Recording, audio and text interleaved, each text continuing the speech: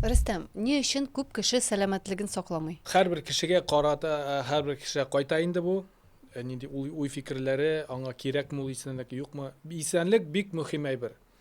Чөнки хәдистә бар, хәзер тәрҗемәсен әйтеп карамын, кеше ике әйбергә битараф карый.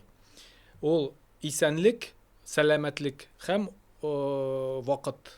Ягъни аңа булай гына карый. Шуңа күрә исәнлек бик мөһим әйбер ул. Чөнки исәнлегең булмаса, син Аллаһ Тәгаләгә дөрес итеп яки камилләштереп гыйбадәт кыла алмыйсың. Мәсәлән, урындыкта укыйсың яки ятып, яки хәлсез гыйбадәтең бик дөрес булмас дип әйтәм инде. Шуңа күрә сәламәтлек бик мөһим әйбер. Һәрбер мөселман кеше сәламәт булырга тиеш һәм сәламәтлеге артыннан карарга тиеш. Бу гыйбадәт ягыннан да, бу гомумән яктан да. Һәм сәламәтле ираттан яки сәламәтле хатыннан сәламәтле балалар һәм кавым, милләт дигәндәй. Ни өчен карамый? Ялкаулар.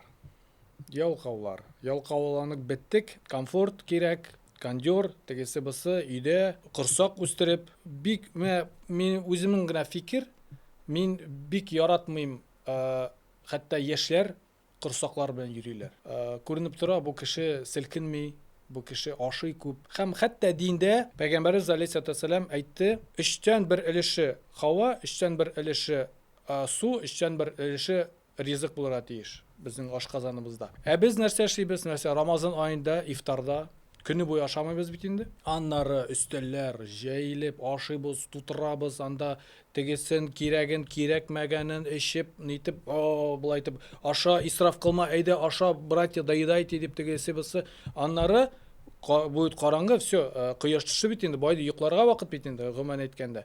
Алар өйгә кайтып яталар, йоклыйлар, шуңа күрә күп ширләр килеп чыга. Пәйгамбәрбез алейһиссалам алай итмәде.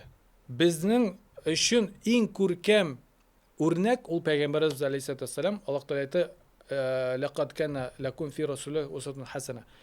Аллаһ илчесендә сезгә иң күркәм, иң дөрес үрнәк булды ди.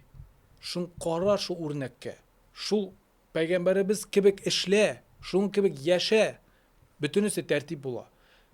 Шуңа күрә ул өстәлдән чыга иде әзрәк, теге аш хис бар иде әзрәк, теге туклы түгел, аш ни бар. Һәм исәнлекне кара кирәк, теге физкультура белән шөгыльләнергә кирәк, әзрәк йөрергә кирәк. Күп утырабыз, күп ашыйбыз.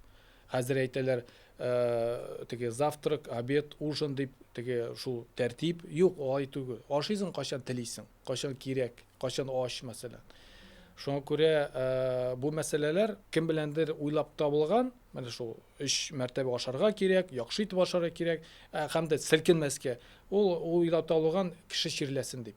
Һәм кешенең чирләре булсын дип, һәм башка теге табиби яктан гел больница ятсын, тегесен алсыннар.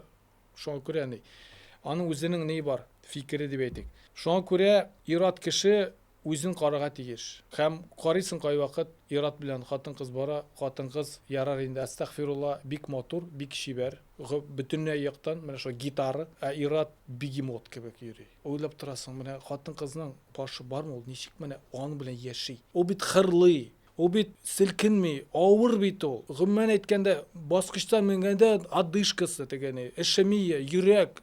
Ул даже беләсеңме, таза кешеләр, алар табибларга күп бәлә китерәләр. Операция ягыннан карасак, бүтән яктан карасак, аны әйләндергә, барырга, күтәрергә бик кыен. Хәтта табибларга да. Һәм ул яши шулай итеп, аның бүтән суставлары бетә, аның искиткеч. Шуңа күрә кеше әгәр дә шулай итеп калдыра икән, ташлый икән үзенең исәнлеген, үзен яратмый инде ул. Хатын-кызлар әйтәм бит, нишләп тагын алар уңышлырак, чөнки алар үзләре артыннан карыйлар. Шуңа күрә иратлар аннары карыйлар матур кызларга. Син үзең матур бул башта, үзеңне кара башта. Аннары күз күрер дигәндәй.